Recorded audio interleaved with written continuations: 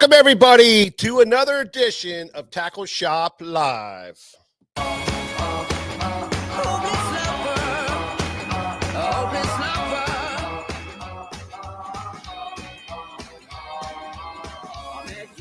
Sunny day. Right there, you took my breath away. What's up, Tim McSee? Yeah, baby, in the house. The next day, Lane Graves. What's happening, buddy? Man, see, Benninger's here. He stacks fishing. Lime Green Fishing Machine. Always, buddy. You better believe it. Bob Green. Bob Graham. How are you, buddy? Show me. Got your order out. Thank you so much, buddy. Appreciate it. Gilbert 51, how are you? Yeah, baby. Man, we got a great show for you tonight for sure. Robert Murray's here. Crappy Kev. Poor Boy's Dream. Yo, yo, yo, pal. How are you? Good to see you, man. Michael Bradley. Evening, buddy. Jim Saban. How are you, Jim? Yeah, man. TP 2273's here. Conway, as always. Good evening, buddy. Little Rich, how are you, pal? Yeah, man. Jeff Santangelo's here. Absolutely every week. Mike Hare, how are you, buddy? Robert, Craig Hershey, Scott Marks, Ray Cruz, how are you, man? 717, you better believe it. Michael Bradley, Edward Radnowski, how are you, Ed? Ronaldo, how are you, buddy? How are you, pal? Good to see you, man. You better believe it. I'll give you a shout out every friggin' time. Shane McNaughton, Jeff Reed. Yeah, baby. Magic River Rat. You better believe it. You bet we got Tackle Talk for you tonight. We got everything for you guys tonight. Danny Poust is here. John Doe. Hey, hey, hey. Joe Hepp. Mark, Lisa Lake, what's up, man? How are you? Daniel, how are you, buddy? Robert Bretz is here. Joseph Cascarino, Kenny Clemmer. Man, we got everybody here. Good to see everybody. Thanks so much for stopping in for another great edition of Tackle Shop Live. We come at you every Thursday night at 7 o'clock. And, man, we talk tackle. We talk fishing. We talk, I don't know, we talk a little bit of everything, don't we, Nick? Oh, yeah. We're always open to anything. That's right, man. I mean, we're all about everything. We ain't afraid, are we? We're not afraid of nothing. We're not afraid. Man, I tell you, the weather is looking good, Nick. I am very happy with it. It's going to be a totally different week this weekend here at the shop. Starting to get the itch. I'm telling you, I got the itch. I was out trout fishing this past weekend. I had to go up to my mother-in-law's to help her out with a couple things. And, of course, I get up early, sneak out, hike up in the woods, make a cast or two. And I end up catching two. So I got my line stretched. I got rid of some of the anxiety. What kind of trout? Well, believe it or not, the first one I caught was a big rainbow. A nice one. I mean, like 17 and a half inches. It was a dandy. Then I was dinking around and then I had a bite and I missed him. And then I fished around a little bit. I came back to it and I threw in there, made the perfect cast and doink, set the hook. Beautiful brown trout, like almost 19 inches. All right. Well, that's awesome. But I got to ask you this question. So over the past week, you came out with a video that was trout. Yeah. You had a bait that you like to do, the setup. Yeah. Is that what you used this weekend? Well, I didn't quite use that worm because of where I was going, but the other video I did with the little power bait minnow, the gulp minnow, which I'm a big fan of for these brown trout. That's what I caught him on. Deal, yeah, huh? Yeah. And Nice. I talked to a bunch of guys, didn't catch anything, but there was a lot of people out. There was more people than I saw in 3 months of fishing up there. Yeah, get out of Mike's way. He's all in. He's on him. Well, you say what you want, but I'm out doing it. I was out fishing the river. We couldn't go in the river. You couldn't do this, couldn't do that. So, I'm going fishing somewhere, so that's what I've been doing.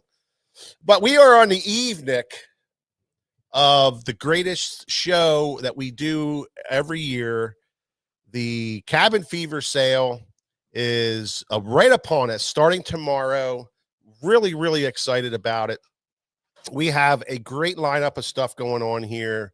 Everything from great savings and tackle to just great fishing talk here at the shop, as we always do. We have a unbelievable crew of people that are going to be here. Reps, not only reps, but we have, fishing people here that can talk fishing all day long. They're going to love it.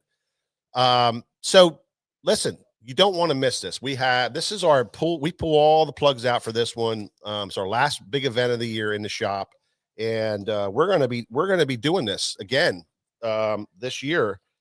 And we got a great lineup of speakers, as we always do. Seminar 10 is set up, ready to roll.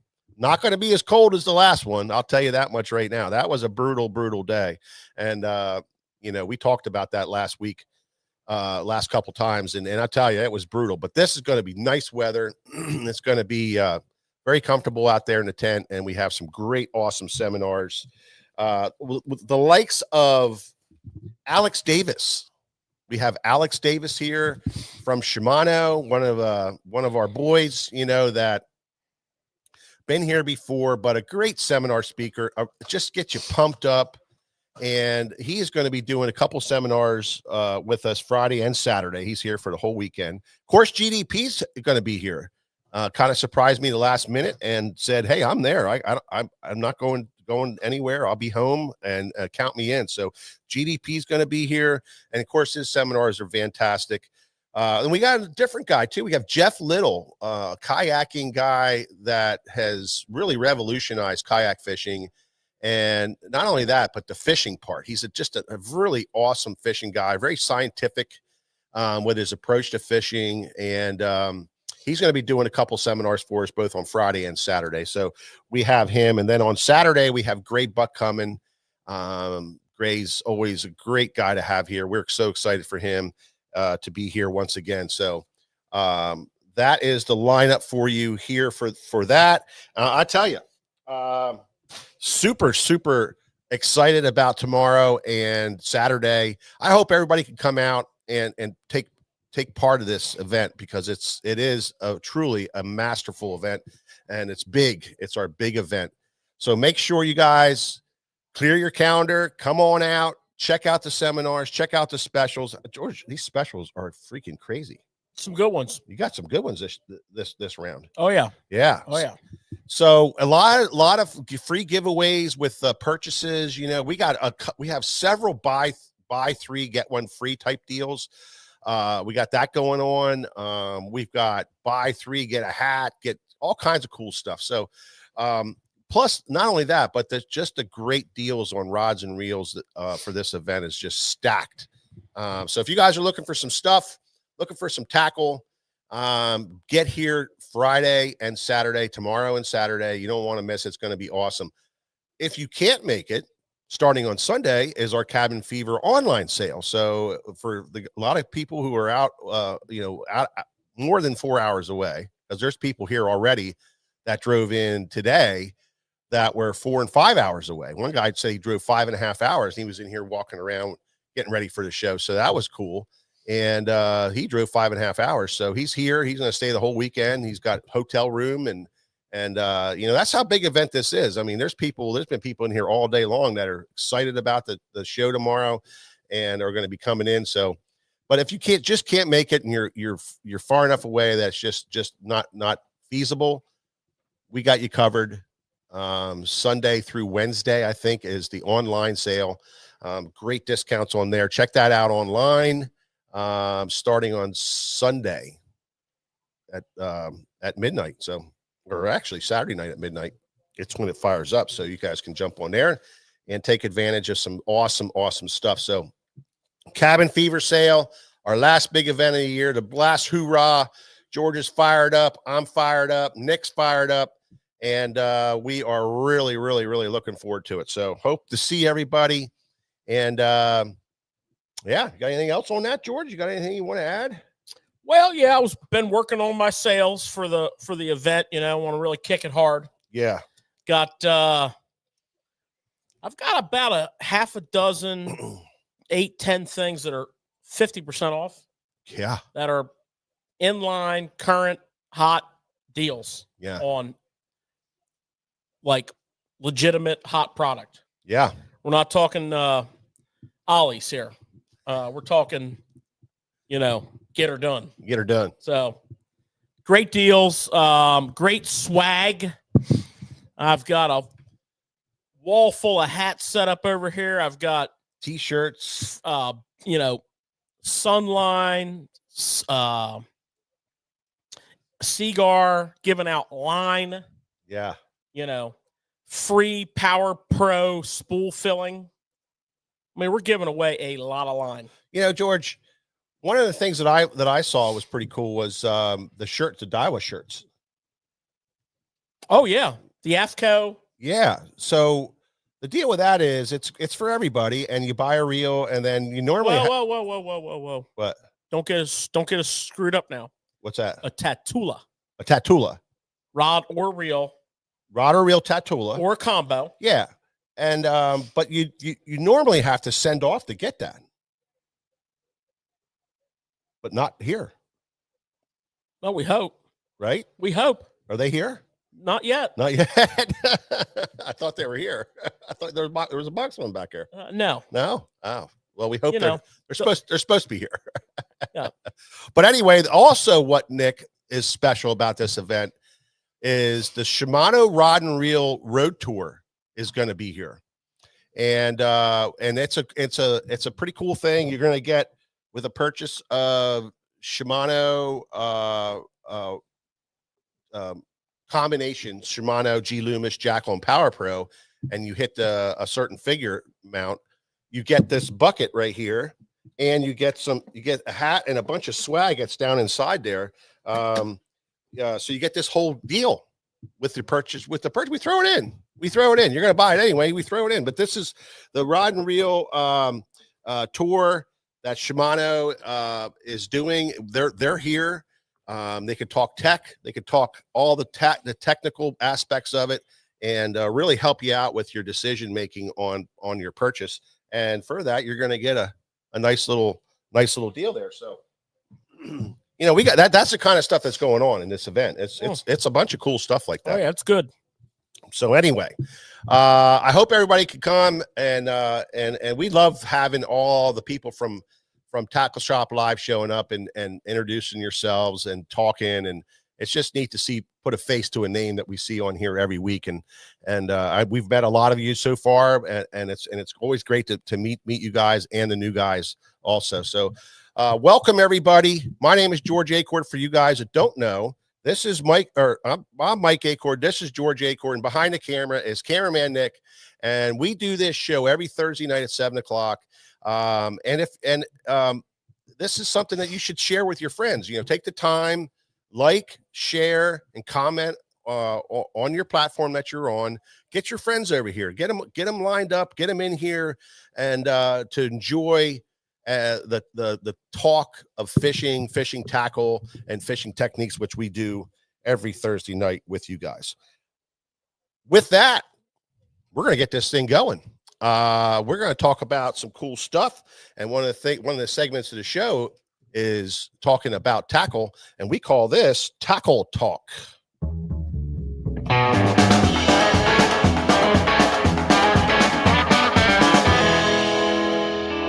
What's up, Dave Brown? How are you, buddy?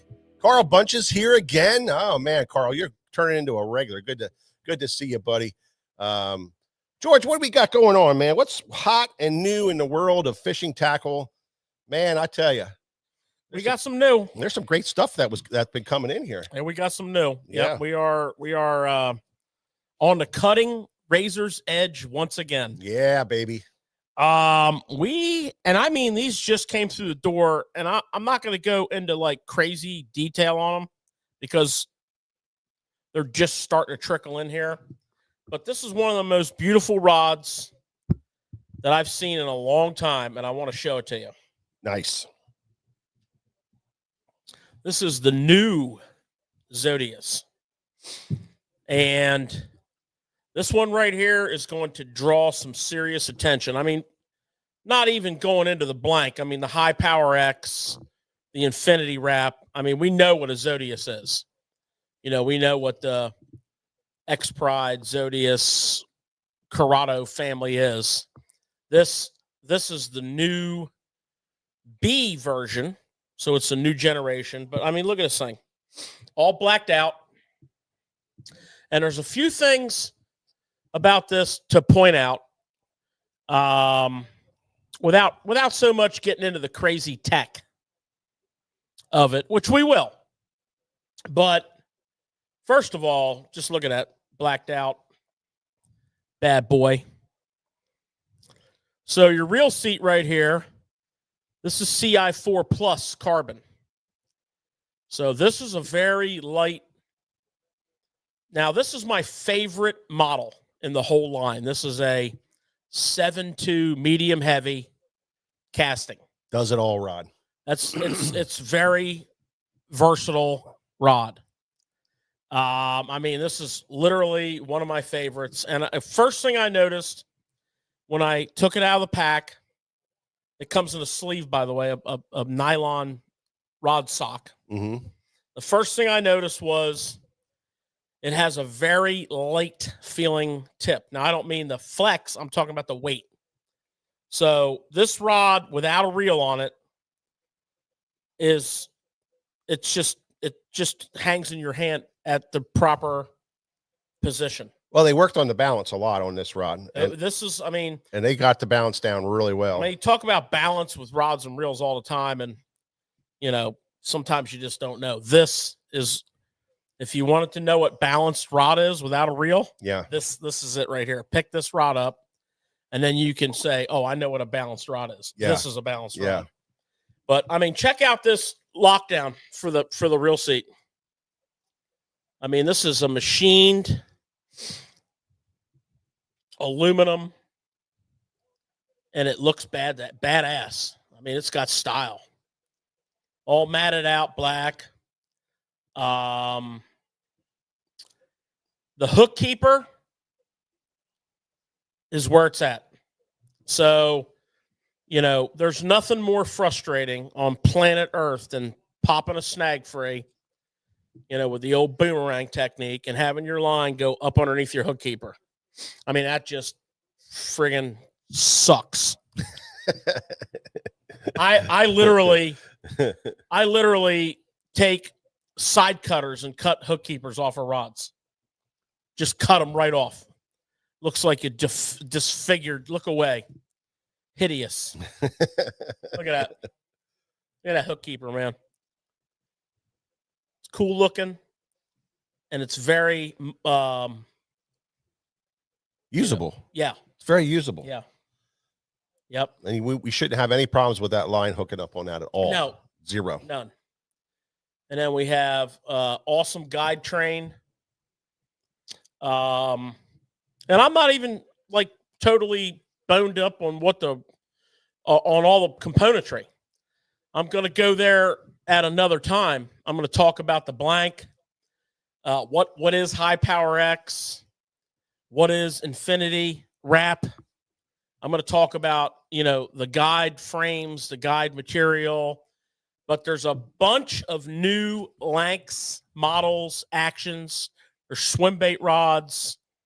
There is several very interesting new models that are the Zodius series is where they should be. So, $269.99 for this guy, which is the 7.2 medium heavy casting. I mean, this has got enough juice to do a lot. Awesome, huh? Yeah, really excited about that. That's the first I see. You guys saw it at ICAST. I didn't get a chance to see it and hold it, but one of the things I noticed right away when I picked it up is it is considerably lighter than the A version. So that was pretty cool to see that they actually. I thought they just changed. We didn't see that rod at ICAST. Oh, you didn't see that at ICAST? Oh, wow. So we're all got our hands on it. I'm talking fresh today. The boat docked up on the Susquehanna before it went to Shimano and dropped those rods off here. Yeah, because they just showed up and just in time for Cabin Fever here. So, but yeah, you picked that up and they definitely did a great job at redesigning that rod and Oh, it's awesome. making it what it is. So They're just starting to trickle in here. I mean, you know, the next hit's the big hit, but they got a few rods in here for the weekend, which is what the goal was. Yeah. And while we're on the topic of rods, we got a couple new reels in I want to talk about. So we got the new Tatula Elite. Yep. And we got the new Tatula Elite Pitch and Flip, which is essentially the 26 version is what they're going to call it. Yeah. So the Elite, first of all, let's talk about that. So they're saying these reels are 7.1 ounces. Okay. Pretty close. If it is 7 point, I mean, I can get the drug dealer scale and I can straighten this out if you want me to. Because I got it right. We have it. Yeah, we do. And I will straighten some stuff out. But I don't know, like, you know, if you think that you're buying, this is a heavy duty reel.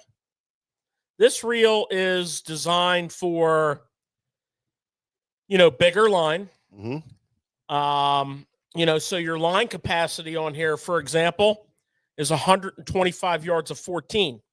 That's a lot without of line. going to a 200 size reel. That's a lot of line. That's a lot of line. Yeah. Or a 150, you know, a Daiwa 150 or a Daiwa 200. That's a lot of line. So Yeah. it's a, you know, it's a capacity, but yet it's meant to cast a long distance.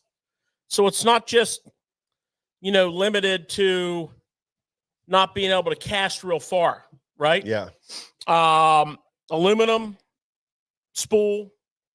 I believe they call it like A70, 75, whatever. Zero adjust, cast control knob. All the similar features to the whole Tatula family. They're all kind of brought in line. The frames have that similar like thumb resting area on them. 90 millimeter handle. But the big thing about this, the Elite is touted as a long cast reel. Yeah. So it has the long cast spool, Mm-hmm. but it has MagForce Boost. Yep. So MagForce Boost is a 2-stage version of MagForce. So when you start that cast and the inductor cup spins out and enters the magnetic ring, at the very beginning of that cast, you're getting the maximum amount of magnetic force that you have this set at to control that first burst of where you get a lot of backlash. Yeah. But as soon as that lure's traveling and starting to die off, that mag boost allows it to back off to a lighter setting to still give you the braking you need. You didn't need as much braking as you did at first. That's why they have a 2-stage braking. Mm-hmm. And it is legit. Mm-hmm. It is straight up legit. You know, when you set this reel up properly, you can bomb casts. Backlash is like, I mean, it's a thing of the past. Yeah. $299.99. So it's a $300 reel, but it's legit. There's a 7-to-1 ratio, which is 29.8 inches of line per crank. There's an 8-to-1 ratio, which is 34 inches of line per crank. So if you're looking for a frogging reel, you know, if you're looking for a, you know, a longer casting, like if you want to bomb a football jig or, you know, you're slinging a Carolina rig or whatever have you, where you want the ability for distance, check them out. They always were a favorite Generation 1. Now they're tuned. Yeah. Beautiful. And the compadre to that is the pitch and flip. And the first thing you notice on this is 100 millimeter handle. So it's a longer handle. It's the swept back design, but it's got these big power knobs on it. these EVA knobs. This is a close range, hand-to-hand combat reel. For example, 85 yards of 16. Because what are we doing with this reel? We're pitching and flipping. Mhm. We don't really care how far we can cast. Yeah, right. If we cast 60 feet, that's a long ways. Yeah. We're more interested in pitching, flipping, short distance, accurate casting, skipping. And that's what this reel's all about. Little bit of a different scenario here. The 7-to-1 ratio has the similar stats as the Elite, but the 8-to-1 is taking in more line per crank. So it's almost 36 inches on line per crank, which is good. When you're flipping and, you get that bite, you want to reel down, gather that line up for a hook set. Now you're back here. You want to get back in front of yourself. You always want, when you're buying a pitching and flipping and frogging reel, always buy an 8. Don't even look at a 7. Always buy an 8. Now, if you're like dialed into your techniques and 7's right for you, I get that. Sometimes we dial our rods and reels in, to our style. But if you're shopping and you want one piece of advice that we can give you here, is in flipping and frogging, get an 8. Yeah. Because you take up more inches of line per crank, which is important in those scenarios. So the Tatula Elite Pitch and Flip, which is a MagForce reel. We don't really need the boost here. So we have MagForce V and zero adjust, because we're not going to be making too many changes here. So we want this difficult to turn. And there you go. 2 exciting new reels in from Daiwa. The Tatula Elite, the Tatula Elite Pitch and Flip, both of which are $299.99. You have any specific questions, as always, feel free to stop or call. We can answer them for you. When it comes to rods and reels, tech, that kind of stuff, we have the answers. Don't. If anybody ever says like, what's this? Just give us a holler. We will give you an answer. Because that's what we do. Yeah. I like the big handles on that, for, getting in the bushes and getting that fish out of there, having that extra power handle, getting in there and just really, longer. Yeah. Just ripping them suckers out of there, with the quality of the reel, the quality of the handle, the big handle, the high gear ratio for making a pitch, getting it back quick, making another flip in there. It's well thought out to me. And it's comfortable. It is a little different design on the for your thumb rest. I did notice that, like the 100 Tatula SV 100 came out with that new little depression there for laying your thumb on, and it's real comfortable. Plus, it looks kind of cool. Look at. I don't know if you can see that right there. You can really see it, kind of like that little impression there. You can get your thumb up on there, and it just lays nice in there for when you're jigging, getting ready to jack the steel on a big one, Nick. So yeah, great little, great reel, great design, good stuff. Excited about the new lineup of that Elite series. And we got them in stock. Yeah. So that's pretty exciting stuff on the rod and reel front. Now, we always got to talk about some baits. Of course. Because deep down inside, we're all tackle junkies, and we all have obsessive collections of baits. 30 Plano boxes in your boat. 8 organizing bags. It's just out of control. It's how we roll. Yeah. But we always need more. Yeah. And, you know, we always love to talk about megabass because we're big with megabass. Love megabass. We're all about it. Everybody loves megabass. And some of their baits, as we all know, and if you don't know, you probably don't fish megabass, are hard to come by. They are, let's just say, rare. And a lot of them are Japan only. And we just got a big shipment in of the Over Rev crank. Hold that up, Mike. I'm going to dig one out of my box. Ooh, Over Rev. You can see that lip on that, which would tell you right away, Nick, that that's a wake bait. That flat lip pushes water and kicks that tail so that it puts out a real nice wake. And it's like a zero diver, but it puts out an unbelievable wake and kicks that tail back and forth real nice.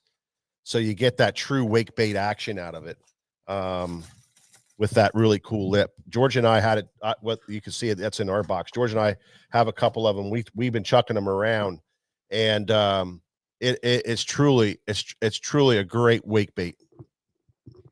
Yeah, I mean, you know, I don't know how you guys all feel about it, but in the spring, in the spawning season, I mean, I have tremendous confidence in wake baits. And there's not as many of them out there as you might think. I'm actually going to show you another one tonight just because we're on the topic of wake baits. But when fish are bedding, particularly when that big wave comes in, you know, that peak of the spawn, that big wave, and then in your post spawn, you know, another area that these things thrive is over grass. These things thrive in tidal water environments. And another area where these things thrive is if you're a smallmouth fisherman.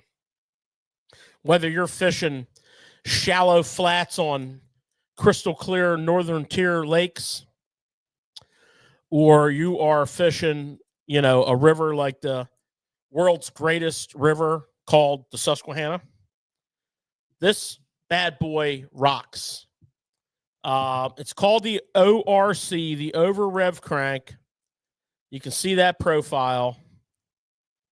You can see that tall, thin profile. And this bait is a wake bait. So this bait has a roll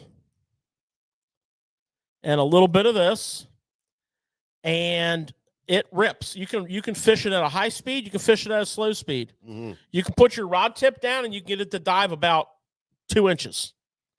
Also,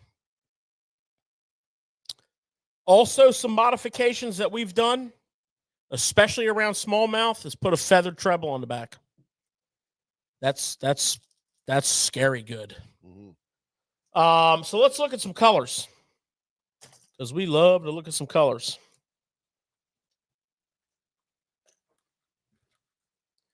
These two trays here are just like, that's all you're looking.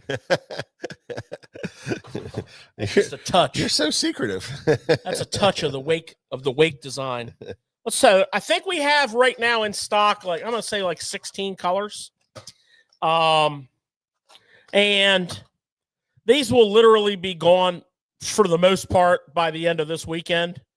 And who knows when we get them again. I mean, the last time we got Over Revs in was literally the better part of a year ago. This is the biggest shipment we've ever gotten. And I think in that shipment, we only got like 1 or 2 colors. Yeah. Yeah. That one that I showed you there was a Respect series. Yeah. What was it? Yeah. Yeah. So here we have, I like this one. It's called Nero Daytona. Nero Daytona. And you know what? It's one of them happy kind of baits. It's got a smiley face on it. Know what I'm saying? But it's just got that classic orange, peach-colored belly, dark. Just going to look at a couple just for fun. Here's a kind of a classic wagon Okiawa. This is just a very standard bait fish color. Very good in everything from clear to stained water, particularly good in clear water. Just a classic bait fish color. And then, of course, you need your impulse colors. There's a matte tiger. You can see that little bit of silver in the tiger pattern. And then here's one that's called Du Chartreuse. You can probably figure out why. Great largemouth bait right there. Well, Love it. Smallies like that color too. Here's one that's called 8 Reaction. And it's got the pink and the chartreuse on the head and the back. See-through, sort of a little bit of a barring on there with some gold to it. And then, of course, I dug this one out special. This is called Rain Burst. And this reminds me very much of a smallmouth killer. Because you got the chartreuse belly, translucent purple back. Yeah. That's a cool one. ORC. Yeah. The perch patterns, Oh God. not not necessarily. They got the Gilco and GG Gill. and they got the GG Gill that are your real natural looking perchy bluegillish kind of colors. We have a few of those left over, so there's definitely some there right now that you can get your hands on. But wake baiting, do you do a lot of wake baiting, Nick? I love wake bait, and I think it's an underrated way to catch some big fish. Yeah. A lot of people want to throw a top water, which I get. Yeah. But a lot of times, like George was saying during the spawn, these fish are pressured. Yeah. They're kind of, I don't know if I really want to bite. It's that subtle bait that you can, like he said, you could run it fast if you want to. Yeah. But if you slow it down a little bit, you can keep it in the strike zone pretty much. Yeah. For a long time. Yeah. And you can really, they can't take it. Yeah. I've kind of taken it to, the next level, to where I'm fishing it a lot. Like I even like them for post spawn. Oh, I love it. I really like it for post spawn when the fish are scattered, on those big flats. You're trying to find them, and you're trying to work up a popper or a walking topwater bait or something like that. That's where I think a buzz bait and then a wake bait really comes into play. You can cover a lot of water with it, and the fish will show themselves. Sometimes they'll come up and they'll hit behind it and they don't really want to eat it, but they show themselves, so that you can find a lot of fish very easily with it. So I've kind of expanded it out into that. And then I also really like it on the tail ends of flats where the chunk rock starts before the next set of shoals and stuff for smallies, at least on a river system. I like it on those chunk rock tail ends of the flat, and you got fish that are laying in behind those rocks, and this thing will call them right up out of there. You can cover a lot of that tail end flat really, really good, really quick. And so for smallmouth, where I experimented the most with it, it's become an all year long type of bait, so. Well, George hit the nail on the head too. If you're fishing tidal water, and I'm not just going to say the upper bay, I'm talking tidal water. Yeah. And it's at post spawn, like you said, Mike. Yeah. And you're around grass. I don't think there's too much of a better bait out there for all the reasons we talked about. Well, there's a window. You can't fish it. You can only fish it over grass while the water's over the grass. Right. But what I like to do, and here is something that forms up and vanishes. It's kind of like a mirage. As that tide is going out, you can just fan cast and retrieve. And essentially you're fishing, a top water. Okay. So, a smaller wake bait like the over rev, you can fish it at all speeds. You can get that because let's face it, a dead high tide's a pretty much a bonus round if you catch anything. So you're looking for a reaction. You don't want to fish this thing slow. You want to rip it. But here's something to look for. And this is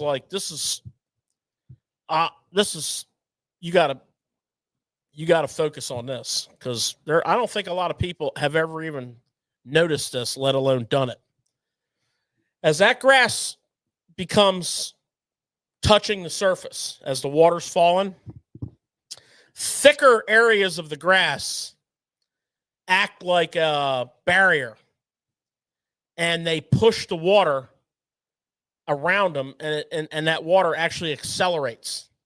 And those fish will reposition instantly, but it's fleeting. It might be 15, 20 minutes at best. But while that's happening, you still got to be looking and still making your casts. But what you're going to see form up is channels in the grass. So it's kind of like the grass is the land and the channel is the creek. And that water is accelerating in that channel. So the grass is funneling the water inward to this little rivulet. And you can look up in there. Sometimes it's 20, 30 feet. Sometimes it's 20, 30 yards. And it looks like a stream. It looks like a stream pulling out.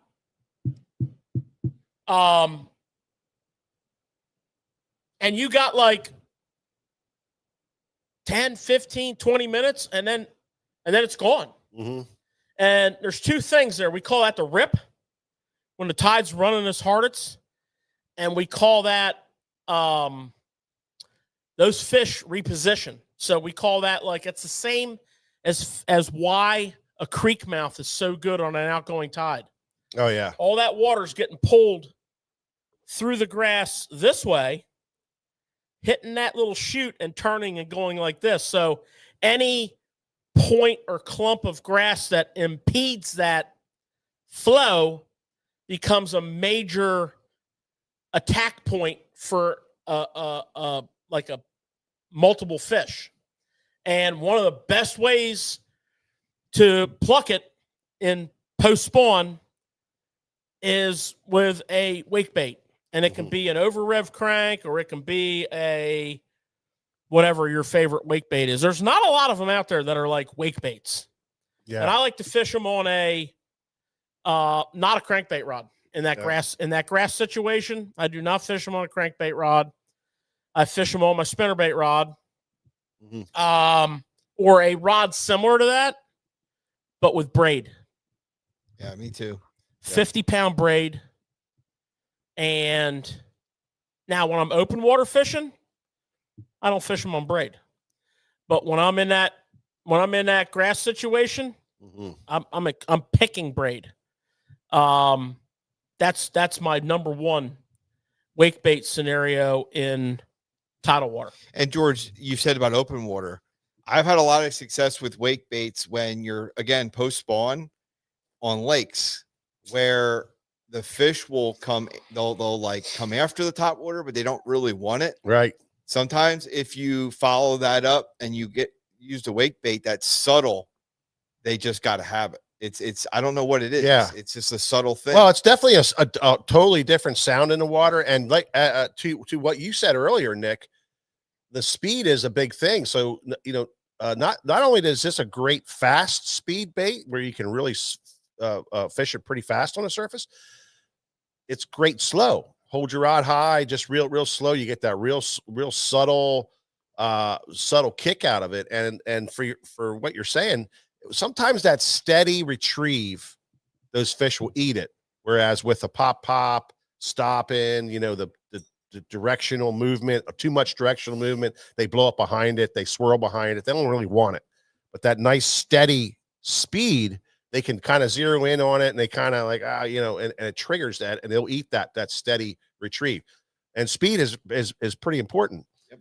Had a great day on a wake bait fishing trees, laid down trees and fishing alongside of trees, and how I would just throw down one side of the tree, throw across the ends of them, and cover them really good. And I was catching a lot of fish on those trees. Sometimes they were back up against the bank.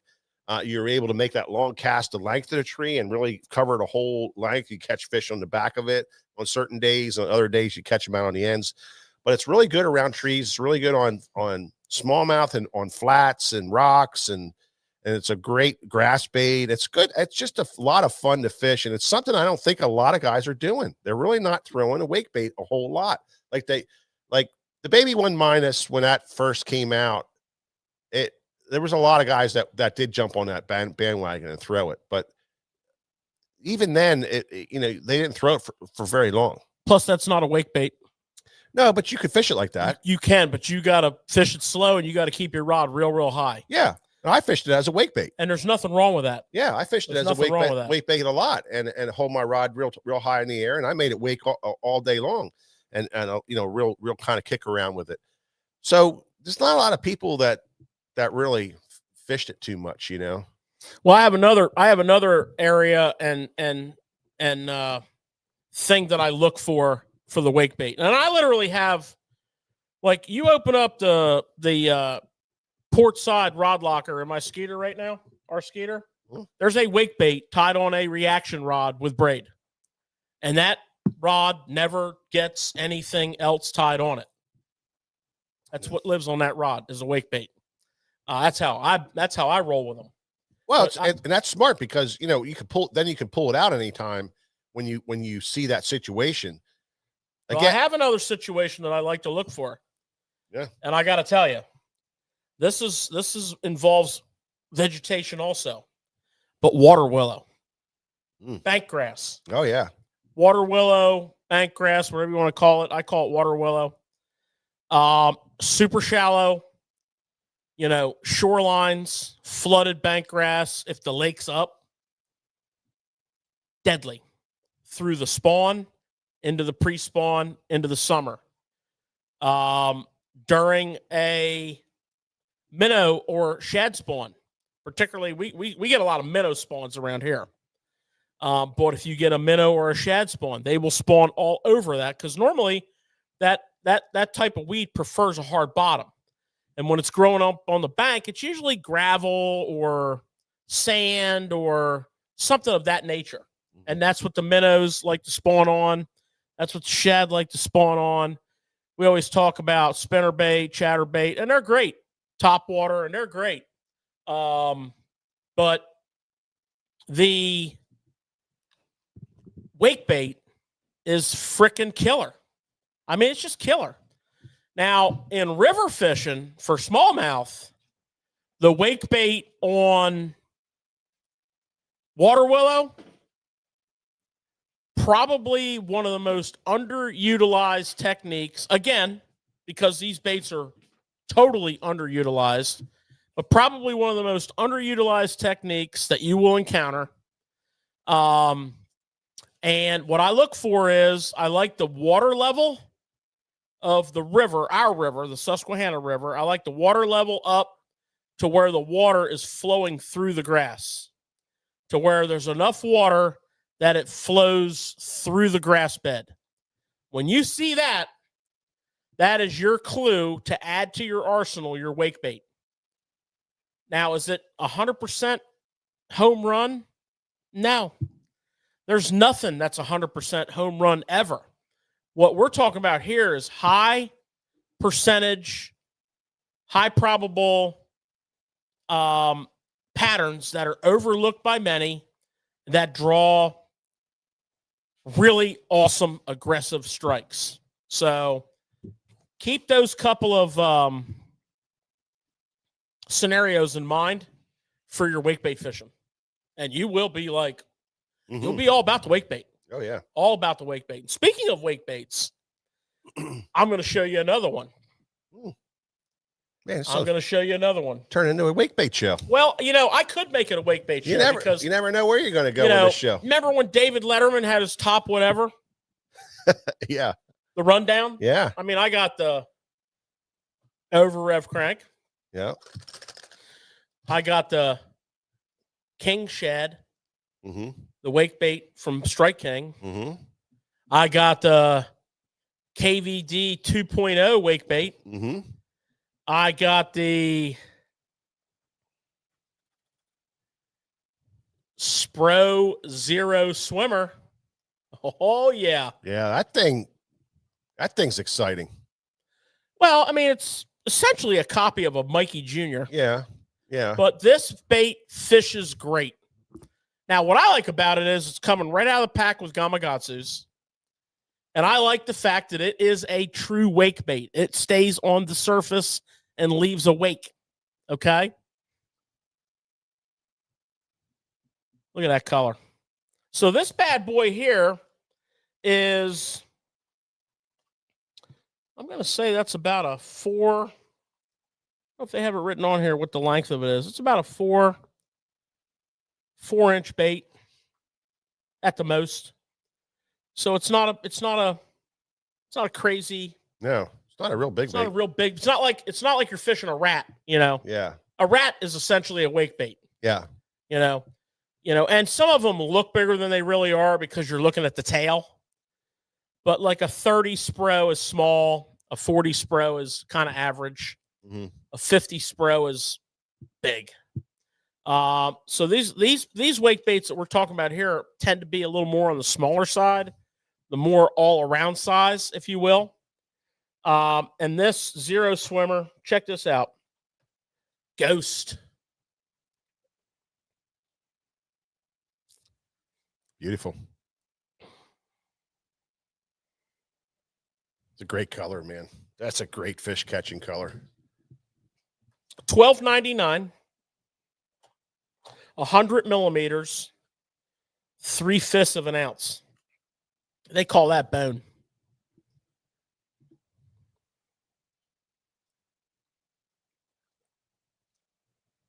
Yeah. Most definitely get on the wake bait game. Get on the over revs. Get on the Zero Swimmers. Get on the King Wake Shad. Get you some wake baits. Get maybe a couple rats or a rat. And, put them into service when the spawn's kicking on and run them right through the post spawn into the summer. You're going to be a true believer. So there's a couple wake baits for you. And, yeah. 100 millimeters, 3.937 inches. I was going to go with 4. Yeah. Look, you're a little off. 3.97. Hey. You're big eyeing it, George. You're big eyeing it. Got you on that one. That's good. You're big eyeing That's it, buddy. real good. Yeah, that's real good. So yeah. Guys, also just a quick note, if you're, in the Respect Series fraternity, this month's Respect Series from Mega Bass is called the GLXS Spring Reaction. Obviously,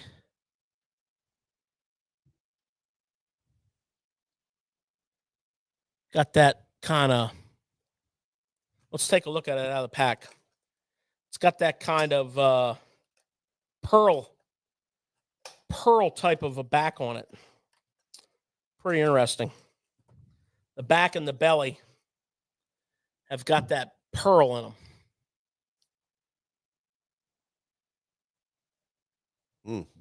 That's a good looking bait. The belly, it's got that pearly finish on it. There you go. And then, of course, the sides, you got that real fine, almost a turquoise blue fleck mixed in there. A little bit of chrome up around the head. Might be a good Racetown color, Nick. I think it's going to be a great color. That's a great. That could be a great Racetown color, actually. I'll let you know. You know, they like that Pro Blue up there. I'll let you know. I'll let you know unless you want to join me. I'll come with you. But you know, that Pro Blue is kind of like that see-through-ish kind of color. That has kind of the same aspect to it. And Pro Blue on Racetown, really good. Oh yeah. Yeah. I like it. Comes in, you know, all the pointers. I mean, all the visions. You know, the family, some top water.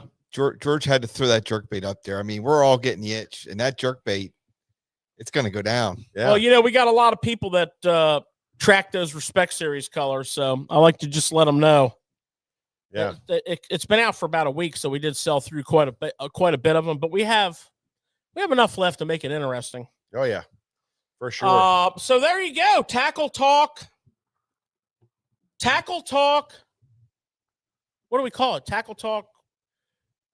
Cabin Fever Eve. That's right. Good I mean, stuff, George. if you're coming Cabin Fever shopping and you just had tackle talk, I mean, you better bring the Amex Black Card with you because it's going to go down. Well, I'm just imagining people right now. They got their list. They're ready to go.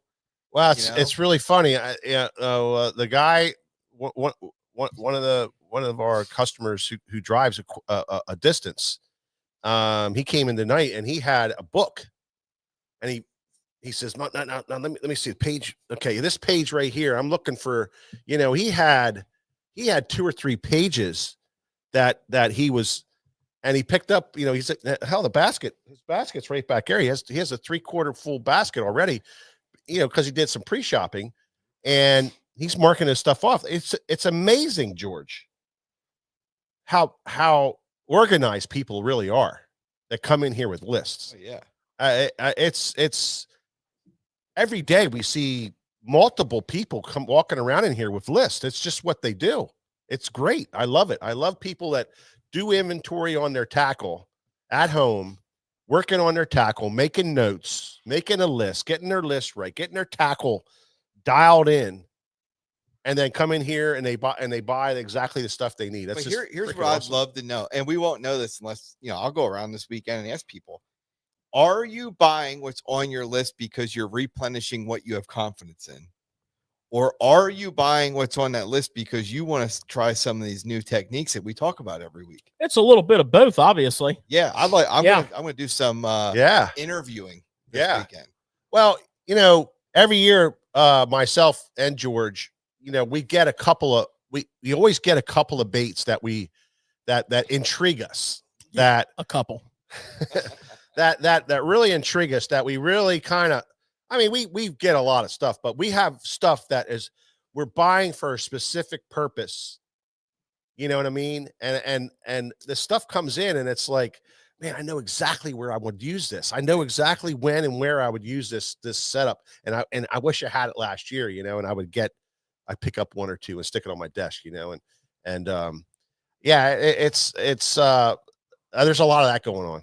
Yeah, there's a lot of that stuff going on. You know, you're walking by something, it's like, oh man, that thing would work great for something, you know, whatever it is. And well, the other aspect of that is like, so fishing's a little something different for everybody. You know, like for me, I love bass fishing. I can't get enough bass fishing. I just can't.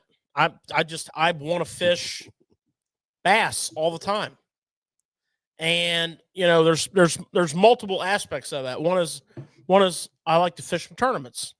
You know, that to me is figuring them out and then seeing how well you did compared to everyone else who's trying to do the same thing, right? The other aspect of bass fishing for me is just figuring out the fish. I mean, I've said this many a time, and some people look at me kind of screwy. Catching them is secondary to figuring them out. Yeah. I mean, I love catching them, don't get me wrong, but to me, once that puzzle's unlocked, and if on those rare days when you dial it into the nth degree, and then when you have the ability to change, when that dies and you have the ability to change, which is something I learned in fishing multi-day tournaments, you know, having the ability to completely abandon everything. Like day one, you caught and this happened to me on on Lake Champlain once. Day one, I caught like 18, 19 pounds, which is a big bag there. Day two, I tried, and I could not get away from it. It was so good in practice. It was so good day one. I had that limit in like 10, 15 minutes, fast as I get him in the boat. And this was a long time ago, and I learned a valuable, valuable lesson. Don't force it. You gotta pivot. I blanked on Champlain on day two because I just was going to die on that hill. I decided, you know what? I made a long run. You know, it was probably like 75, 80-mile run. I was pot committed to my area. I had all the confidence in the world. I had like just 2 or 3 stops I was going to make, you know, which took me further away. And I learned a lesson that day that the next time that I was fishing for me, a big multi-day tournament, like a Bass Open, I stopped partway through the day because the day before I did great. This day was doing poorly, and I could not fix it. I stopped. I put all my rods away. Literally put them away in the rod locker, and I did a reset. Woosah. You know? Cold bottle of water, started over, opened up the rod locker, picked out a rod, made a change on the rigging, frickin' hammered them, and, you know, led to the next. You needed that reset. Led to the next day, right? If I'd have just stuck with it, that Champlain was playing in my head, right? That's a rough one, buddy. You go to the mecca of bass. How do you not catch 5 fish in that lake? It could be done. I can show you. Well, let me ask you guys something. Follow me for more tips. And for your listeners and viewers right now, this is what we call real talk. Real. This is real talk. But here's something. So, George, you guys both got to fish tournaments at the highest level. And as you're preparing mentally months and weeks before these tournaments, you can't help but think about and visualize whatever you're going to do. How often has your pre-game or game planning helped you, or did you have to totally just reinvent what you were doing on the spot? Yeah, I mean, I would say that a lot of times it's just the way fishing is, whether you're tournament fishing or preparing for your big outing with your buddies on Saturday and you're trying to like game plan. There's not a lot of times that what you think's going to happen is what happens. There's times, don't get me wrong, there's most definitely times. But, you know, you might just be all about this wake bait. You know, it's around here. Let's just say it's like the second week of June. You're fishing a tidal water, let's say. All that talk we just did about the grass forming the little shoots. Don't forget that, by the way. There's a couple people on here that are probably really pissed off that was brought up, but they'll have to get over it. Because that was one I figured out by myself, so I feel like I have some ownership of that. But that's what you think's going to happen. Well, you know, it might not.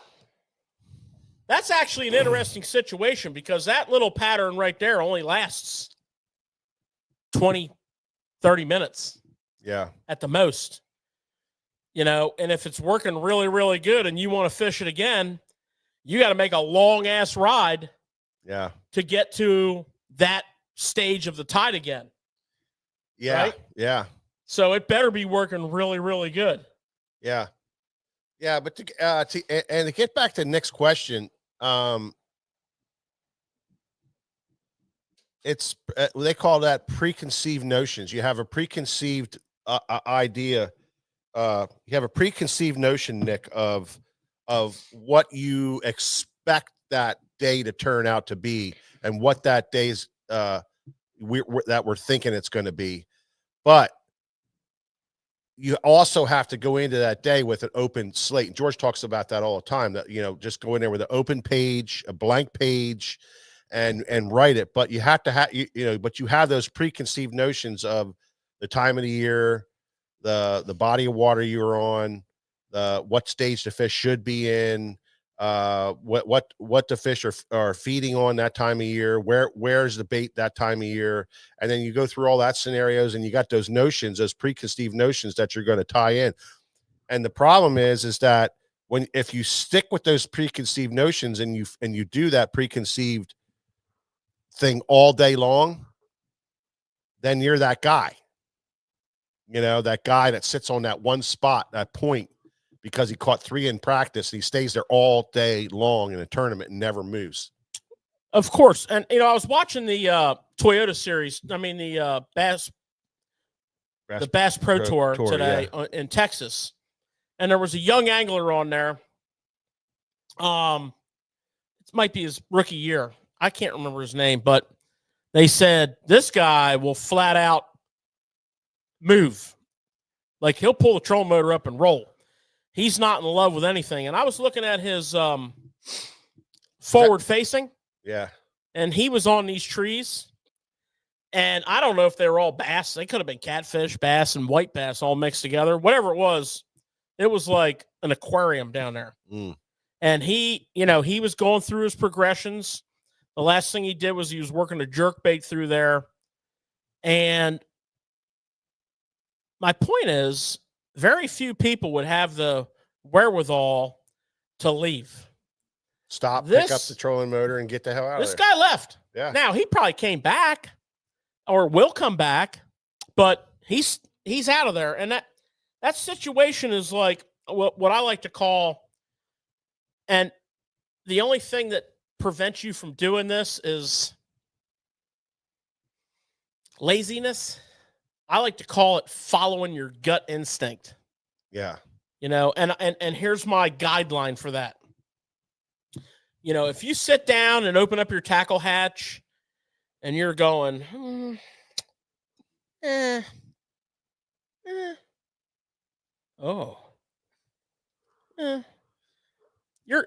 out of it. What are you doing? Admiring your tackle? Do that at home in your garage. But in that same thing, if you go to the box, you go, where is that such and such? Because your gut's telling you got to find that such and such and such and such with the blue back or the green side, and you go in and get that. That's totally different scenario. That's what I'm talking about. Yeah, that's what I'm saying. That's what I'm talking about. What I'm talking about is like when you open up that lid, you're going to do something specific. Yeah. Right? You're not just going to say, well, maybe they'll eat the. Yeah, this other one looks pretty good. Yeah. No. So, but you got to listen to your gut. You can talk about trusting your gut, but if you don't stop and retie or get another rod, some people can't do that. And to them, I say, rig a lot of rods. Well, and that was something I was just thinking about, George. So let's say I'm heading to Florida, or you're going to Champlain, or anybody's going anywhere, and you have 20 rods in your boat. How many people have every rod already pre-rigged? And how many people have nothing on every rod? Well, we know the answer to that. We all have it pre-rigged. So we all go to that body of water with a preconceived notion that something that I have tied on is going to be what's working. Exactly. But you might go for 3 hours and not catch anything on what you have. How hard is that to change? Now you make a change, maybe. Yeah. It's interesting. Yeah. Fishing to me is an ultimate chess match against the fish, which is why we love it. Yeah. And it's just interesting. It's hard. And then the other aspect of that, let's just talk about tournament fishing, for instance. Yep. The other aspect of what makes that really super hard is the clock is ticking. Absolutely. So that's what really makes that decision making a lot different than when you're out there practicing, or you're just out there to have a good time fishing, and you make these great changes and you're not afraid to just do all this, make this total opposite change, because you're just doing it. If in tournament fishing, if you could just take that and bring that over, I think that's where the great fishermen are great fishermen, is because they bring that over and they don't have that. I was watching that guy today. Really, really excellent angler. Won a lot of tournaments last year. I can't think of his name off the top of my head, but anyway, he went to this area, and he's like, "There's a lot of fish in here. There is a lot of fish in here," and he caught like 4 or 5 dinks, right? And he hooked a big one and lost it, and he broke one off on a hook set. And he fished around in there for another 15, 20 minutes. And he's like, I got to get out of here.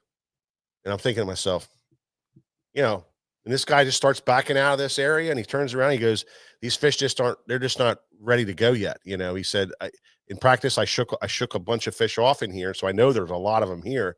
And I did have 2 good ones, the second one, when I broke off, I don't know how big it was, but the first one I saw it was a good one. He said, but they're just not acting right. I got to leave. Yeah. Something told him. Well, yeah. I have a similar. That's what a great fisherman does. Well, I have a similar. What George did was pretty remarkable, but I have a similar story, and it must be a Champlain thing because, and my dad, if he's listening to it, he can attest. It is 12:30 in a tournament, day 1, and we have nothing. And I'm at Champlain. I don't want to go in at 3:00 and have nothing. And I'm a little spun out at this time. And I'm going across the lake, probably irritated, very irritated. And I remember I just stopped the boat in the middle of the lake. And he's looking at me like, oh, he's done. The kid is done. And I wasn't. I was like, you know what? I need to reset. Yeah. I stopped the boat. I rigged up a few rods. I told him, I'm like, we're going to go do something different. And by the end of the day, we had over 18 pounds. But if I wouldn't have done that reset, I think I might as well just went right to the ramp and been done. Yeah. It's so hard. It's so easy not to reset. It's so easy not to reset. And it doesn't always work. Yeah. And the basis of it is like, well, if you're fishing rock and it's just not happened for you and you're not sure what to do, go fish water grass. Well, didn't your dad tell you that? My dad and I fished many, many tournaments together, and he'd be like, I know you had it figured out, but that ain't working anymore. And we'd be fishing grass, and he'd be like, take me to some rock. It was just that simple. But it was a gut reaction that he had. Yeah. And, he felt like he needed to break the news to me somehow because I, practiced 3 days for this tournament or something. And he just jumped in the boat because he was working or, whatever. And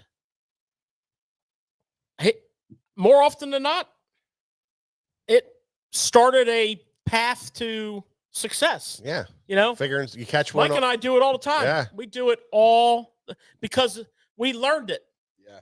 It takes a lot to give up what you were crushing fish on. And I'm not talking about catching them. I'm talking about calling your shot type stuff. It takes a lot to walk away from that. Well, to your point, George, and this is so funny too, when you look at the mind games, when you're in the front of the boat, you can't see it. But when you're in the back of the boat, you're like, this guy's really trying to force this. What are we doing here? Yeah. But when you're in the front, you're like, any moment. Yeah. Any moment. And the guy in the back's like, take me somewhere else. Yeah. It's funny, but you're looking at it from 2 totally different perspectives. Well, you are, but you still have your own gut instinct. Now, if it's a draw tournament, you're just gonna have to die on that hill because that ain't how draw tournaments work.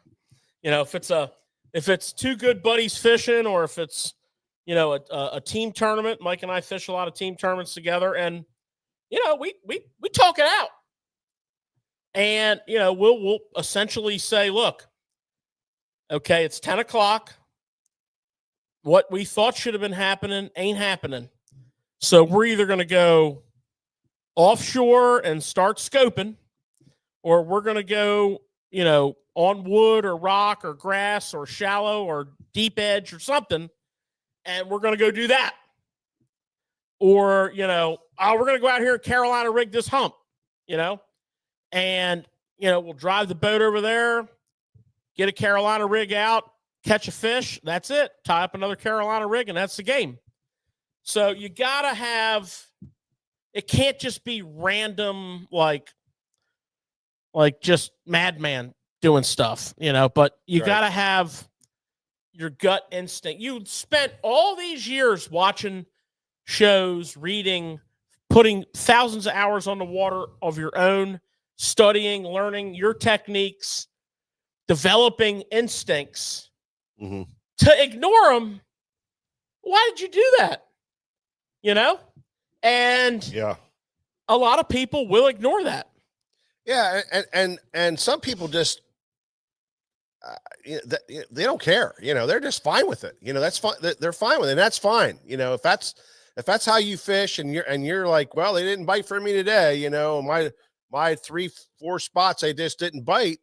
So that's fine. Because next time you go out, they might bite, and that's the way a lot of people think, and that's fine. There's nothing wrong with that at all. But if you're really wanting to make every day like figuring it out, doing that figuring out thing and figuring out what's going on, that's what this discussion was about. That is that kind of thing. So Well, yeah, I mean, you can learn how to fish a jig.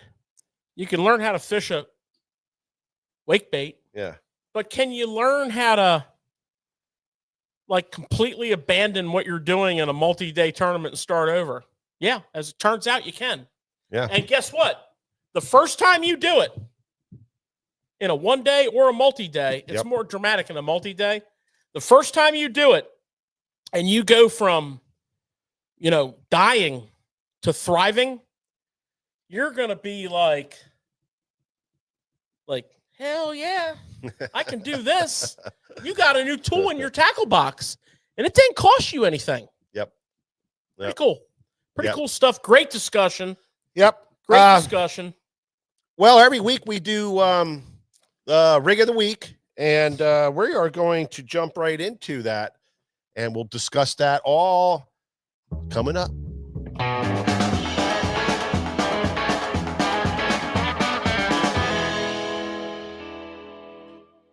Rig of the week is brought to you by Nomad Designs, makers of great hard baits, just great lures. I mean, their lures are well thought out. They started making lures for catching these saltwater killer fish, that rip your whole entire face off when they look at you, so they're built right. They're built strong. Nomad Designs also makes our favorite jig, the Wee Bit, and the jig that Greg DePalma helped design, and really was the inspiration behind it. And a whole jig line, the Machete swim jig, and then also a line of plastics for scoping, great scoping minnows. So they have a great lineup of stuff, and it's brought to you by Nomad Designs because they offer a $25 gift card if you just share, comment, and Nick will tell us all about that here. Yeah, you gotta like this post. Yep. You gotta share this post, and on this post you have to tag Nomad. And George is still getting prepared a little bit, so I'm going to show you my phone on the live here, and I'm going to show you how you tag Nomad. Yeah. Hold on 1 second here. Well, I mean, that's important, Nick. Heck yeah. Yeah. So you go on there, Nick, and you got the post right there. You're on it. You're going to click on, and you're going to put on there at Nomad.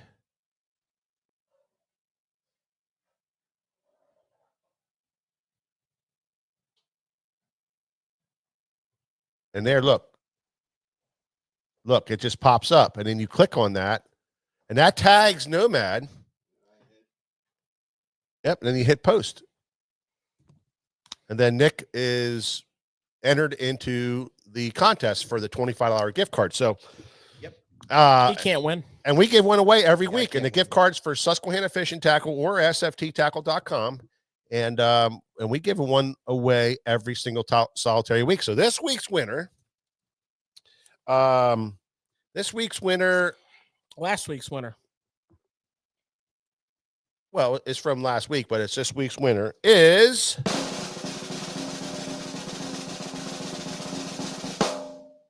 Brad Field.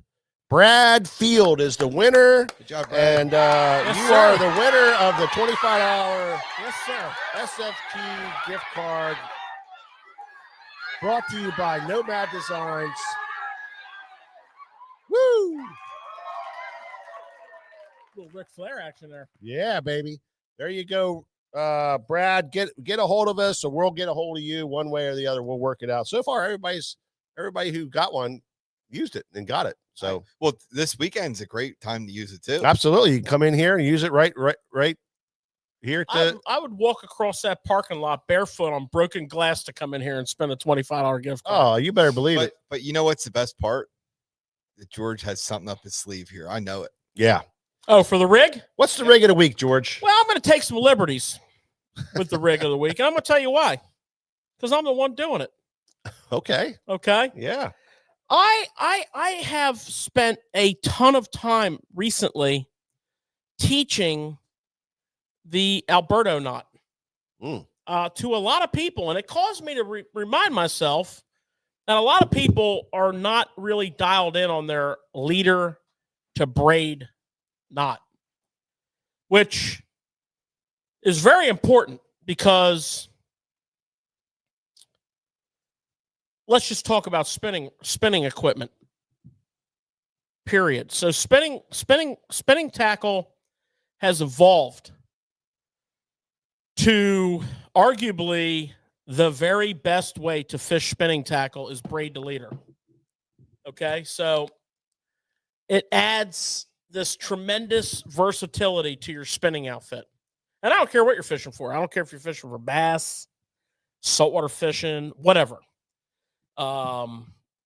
Having a base on your reel of, I'm going to say 10 or 15 is probably the most popular weights for bass. Yeah. Now, a lot of people are shifting to, thinner diameter braid, which just not works great for.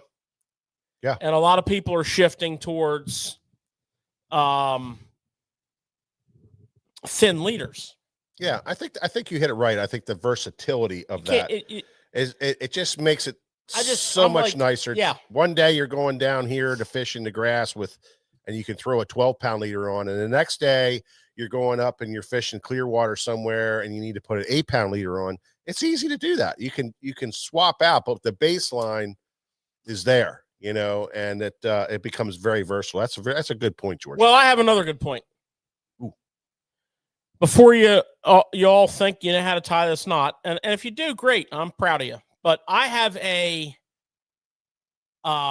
hack for this knot that was taught to me by the great Jerry Surson. After some bullheadedness upon my part on a striper fishing trip.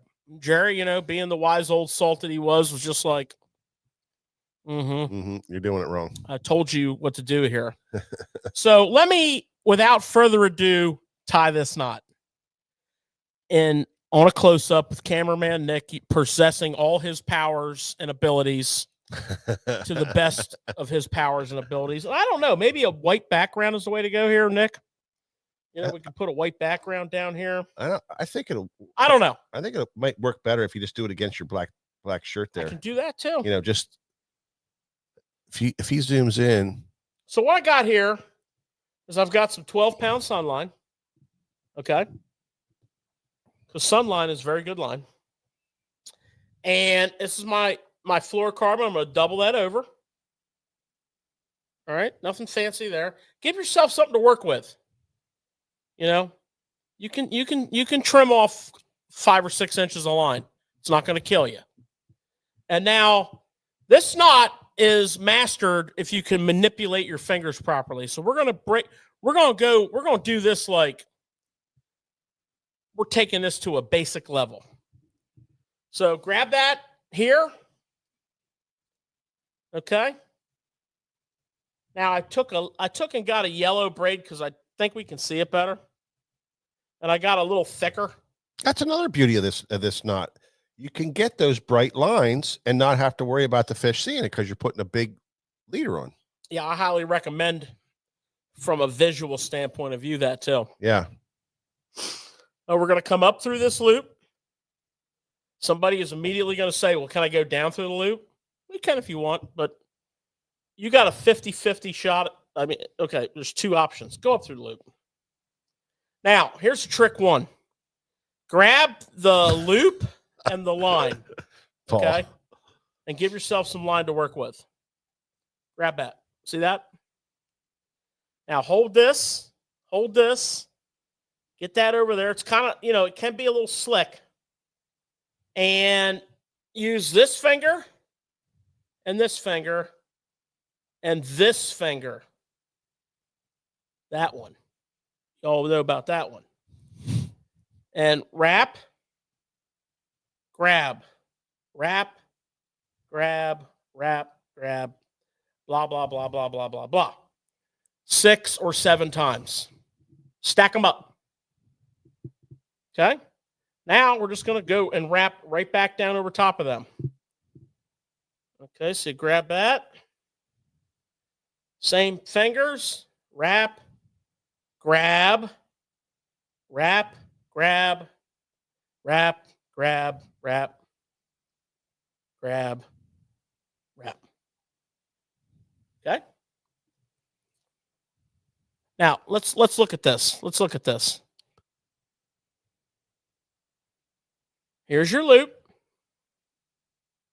Okay? Here's your braid going up through your loop, up through. Wrapped, wrapped, and now here we are. We just wrapped with that. Now we're going to go and follow that braid down through the loop. And I always get asked, can I go through the other side of the loop? If you're so inclined, feel free. I think it's vitally important for that one comes up and then the other one goes down. It won't break, but this is the best way to do it. This gets those. But you get those people that immediately ask that question. Yeah, but it's honestly, if it kind of crosses, if you go up twice, it kind of crosses that up when you're cinching it down, and it doesn't really make a clean knot. Where if you go up and down, it really locks that line in there really nice.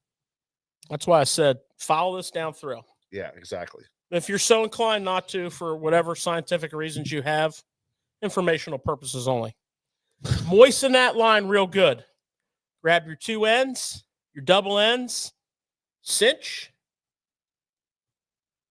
Get to the main lines and cinch. Okay?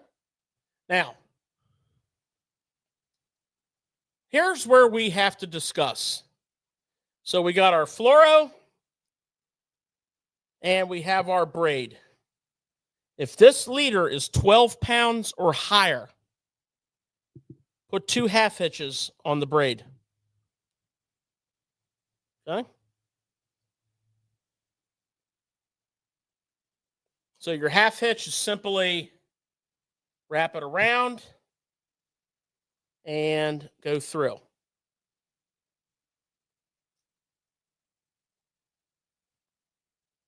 Trim that fairly close. Trim this flush. Trim the fluorocarbon as close and as tight as you can. You don't want a little tag here, man. That'll just create all kinds of problems. Okay. Now what we're going to do, we're going to do it one more time. Practice makes perfect.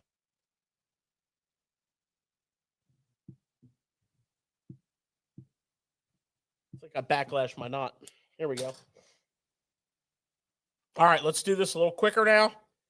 Put it all together. You ready? Double.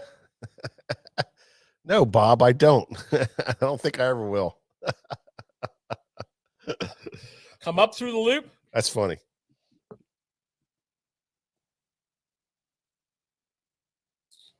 And remember your finger work. Grab that. Wrap it. Wrap it. Wrap it. And then back down. Okay. Back, follow your tag end, follow your main line down through the loop.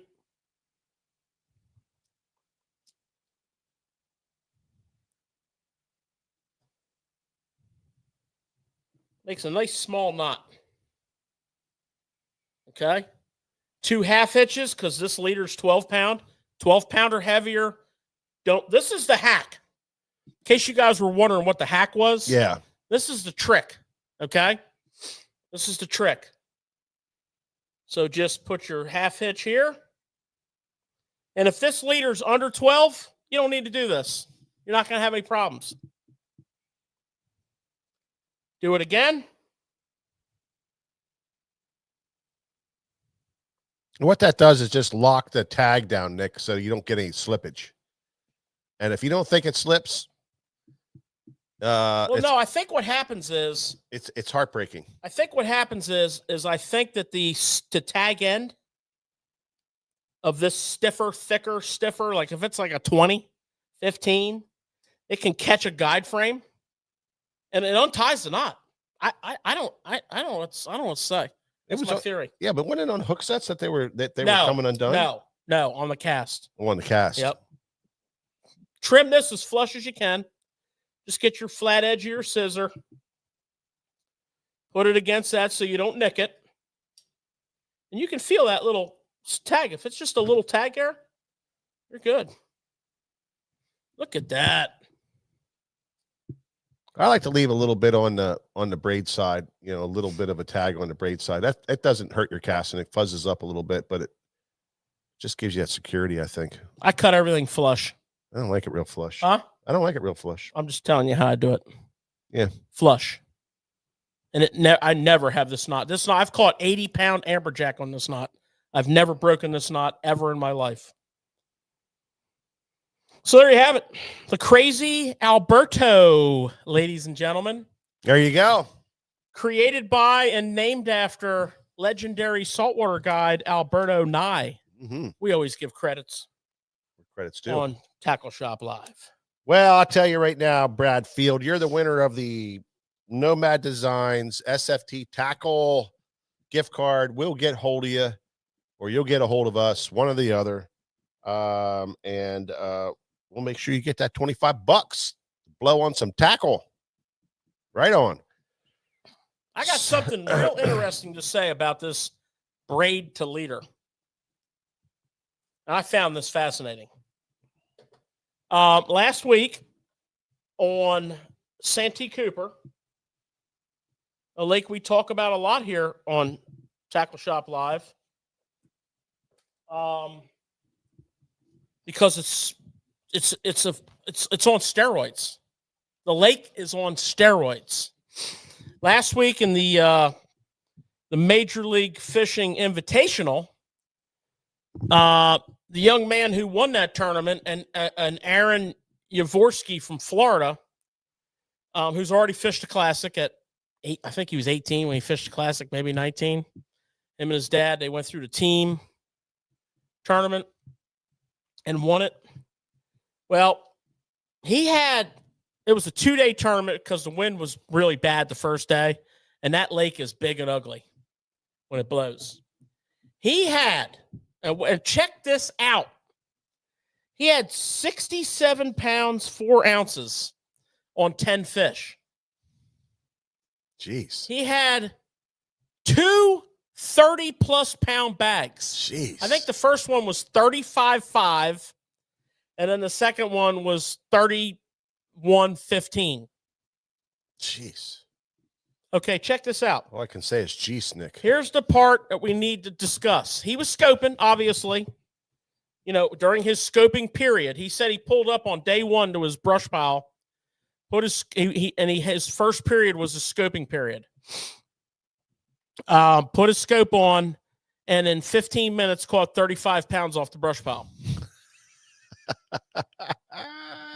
But here's the part when we discuss the versatility of braid to a leader.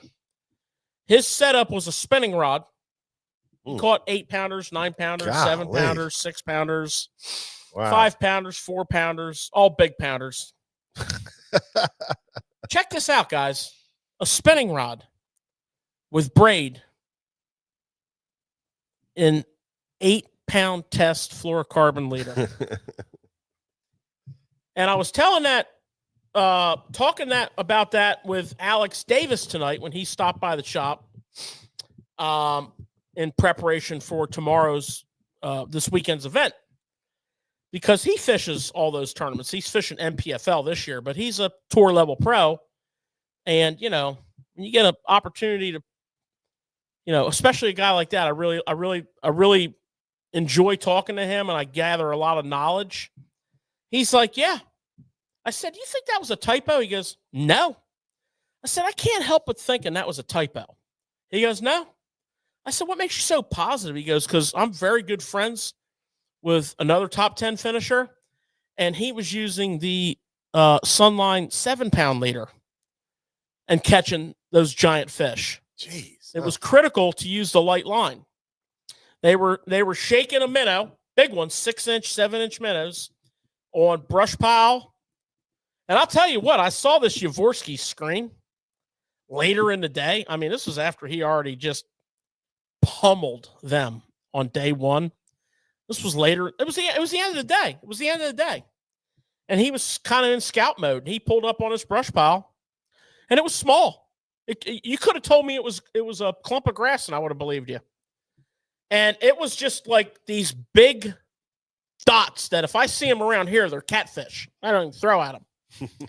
Well, maybe I should. Yeah. Because he threw his minnow out there, set the hook, and it was an 8-pounder, and he pulled this fish out of his live well and called it. And the fish he called was 6.5. And I'm like, and there was 8 or 9 other dots on there that were that size. He's like, man, I hope they're here tomorrow. Well, they were, because he won a tournament. But I was just fascinated by the fact of the spinning rod, which is considered by many to be weak. Yeah. They call it a fairy wand. It doesn't have any, it don't have no get up and go, yada, yada, yada. Well, guess what? It's got a little get up and go. You know, to add to your story there, George, it just goes to show you how good this line is anymore. Because, you know, 7-8 pound tests. Yeah. That's crazy when you're catching fish that size. Yeah. The stress that has to be, but this line isn't what it used to be. Yeah. I don't know. What do you guys think about that? Well, I'm a big line guy. Like I have a line bag. You can ask Mike. Everywhere we go, I have my line bag. We switch boats. I bring my line bag. I switch line on the water all the time, constantly respooling reels while I'm fishing. Mm-hmm. I'm just like all about line. It's just, if I got 12 pound on, I think I need 15. A couple minutes later, I got 15 on. Yeah. But what I learned was, and I'm going to go back here a little bit, because Mike and I, being old and doing this for a long time, we remember when fluorocarbon became a thing. Mm-hmm. Literally, we remember when fluorocarbon became a thing. And you had 2 kinds of fluorocarbon. You had good fluorocarbon, and you had straight junk. Mm-hmm. And there was nothing in between. There was only good, and there was only like 1 or 2 companies that made good, and everything else was garbage. The garbage worked, but you had to change it like every trip. So what we have learned as this line has evolved, and this is an unbiased, Mike and I buy our line like you buy your line.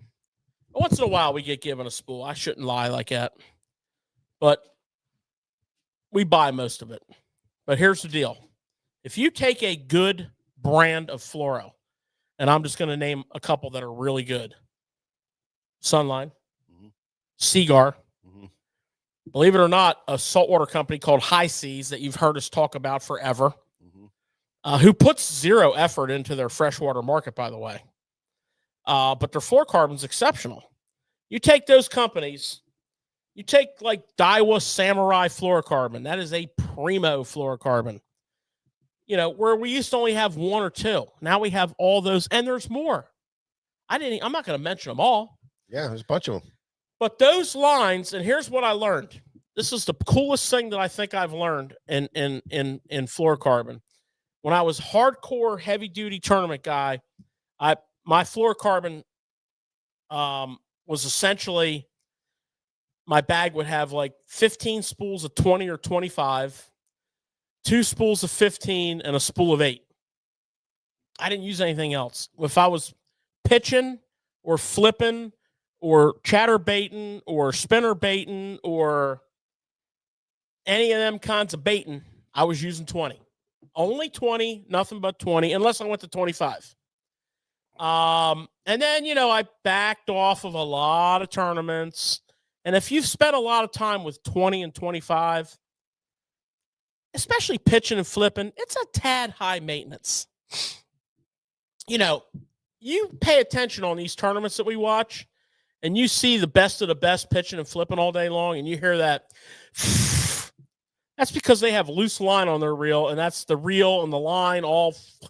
That's a pretty good imitation of it. It's just the way it is. Okay, you can dress it. That helps. You can do this and that. But about every 15, 20 minutes, you got to launch a cast out and reel it back in to get it tight again. Okay. When we move down to 15, life's a lot more like you're down in the islands on vacation. It's easy. It's simple. It's fun. It's low maintenance. Yeah. And guess what? This fluorocarbon is so good that very rarely will you have an issue with 15. And I'm talking like I'm still flipping my jigs into the junk, what have you. I'm just saying that's how good the line is. So it's not that hard to believe it. It's shocking that they would actually do it. It's not that I don't believe it. I can't believe that they went to that length. Yeah. And felt it was that critical for that bite. Ariel has a good point too. That the drags now on these reels are phenomenal. So they have a really smooth drag, so you don't get that, that herky jerky, which creates the point of breakage a lot easier. So the drags are a lot smoother, a lot better. Check this out. And speaking of drags, that's a great point. Yeah. So here's a year 1 SLX. Okay. That I took off of a crankbait rod that had to go to the doctor. And I'm just going to show you something. This is a 99. Oh, this is a DC. So it's I don't know what it is. Look at this drag. You see any herky jerky at all? That say what you want, but that is why these lines aren't breaking. Well, the other aspect of that is, and that's a very good point. Mm-hmm. They were fishing brush piles. I know. They're made out of brush. I know. So that's kind of weird, but if they could with 8, yeah, I know, and 7. Yeah, I know.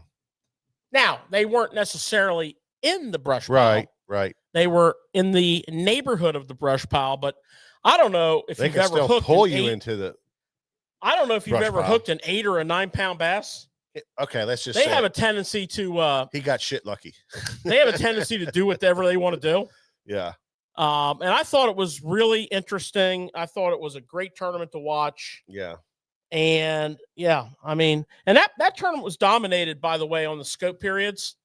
And it was a jerkbait minnow festival.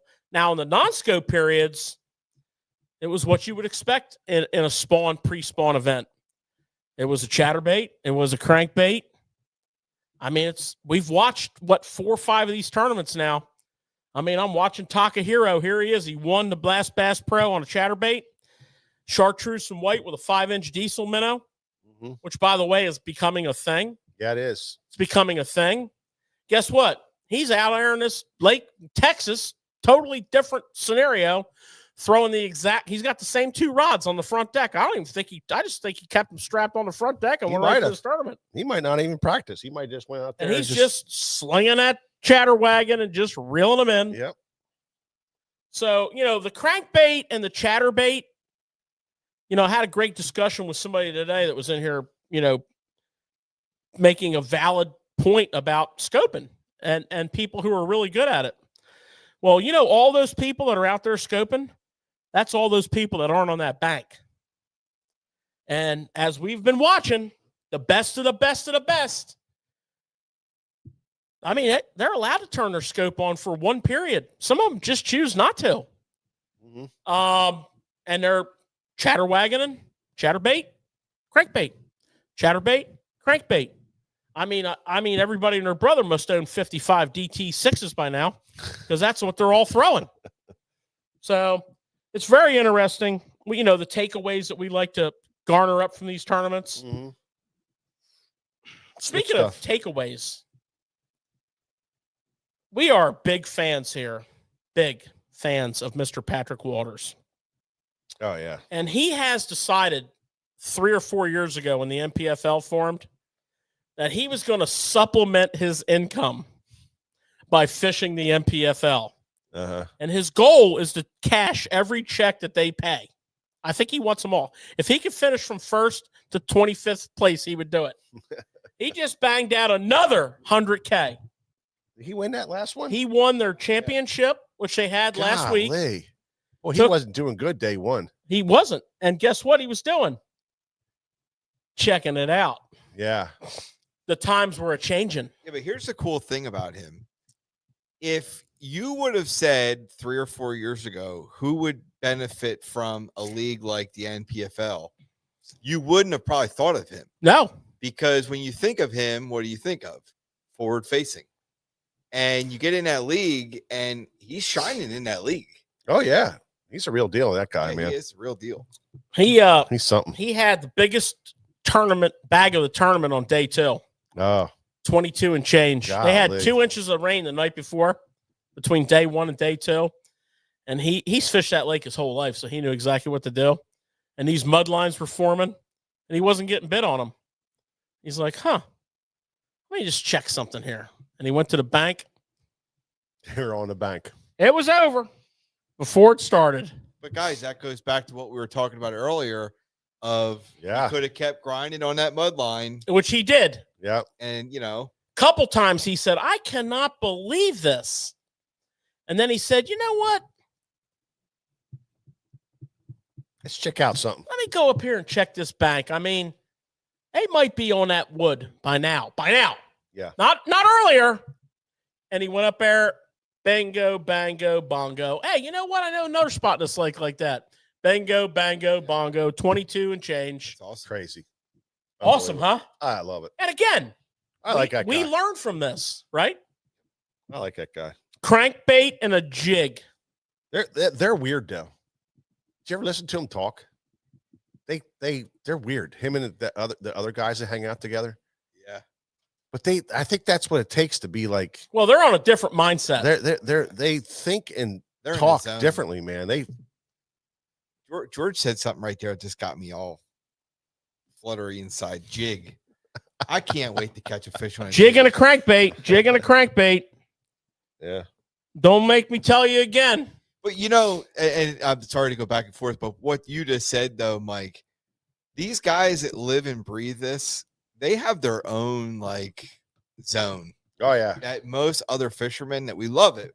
We're all bass heads. Yeah. But they're in a different world. Oh, yeah. They're the way they talk, the way they think, They the way do. they do it. They just unbelievable.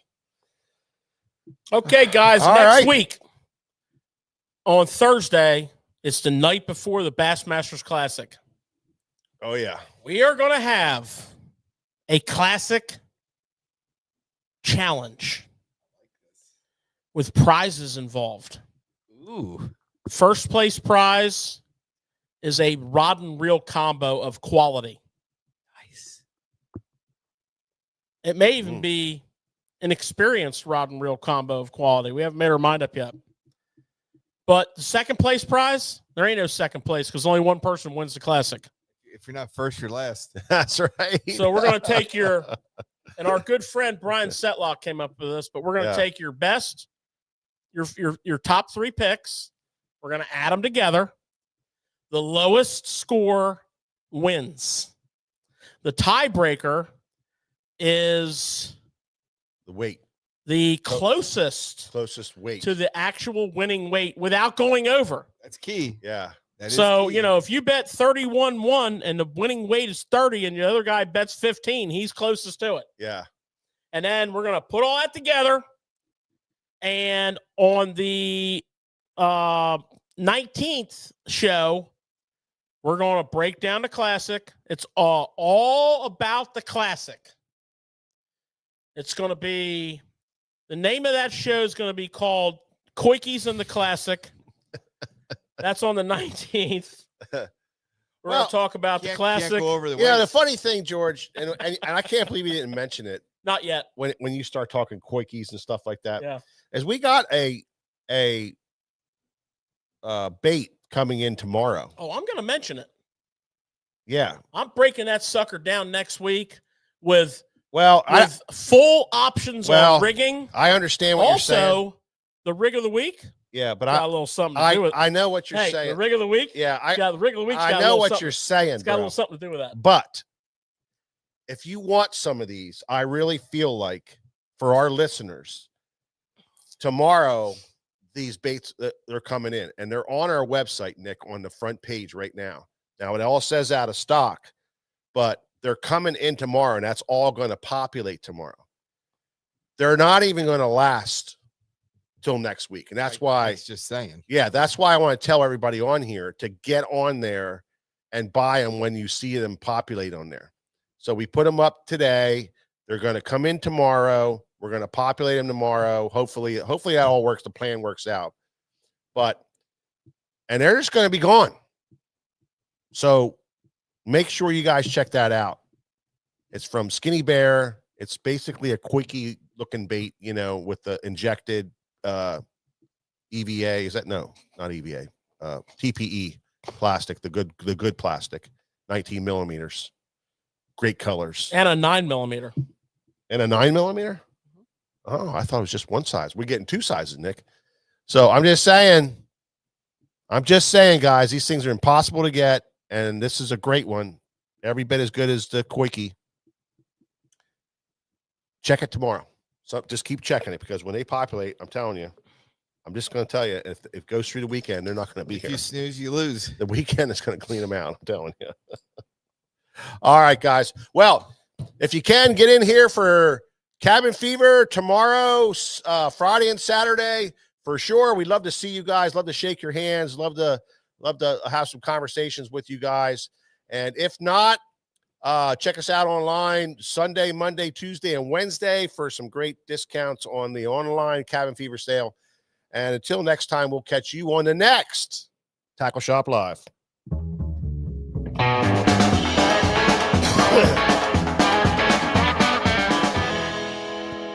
Woo!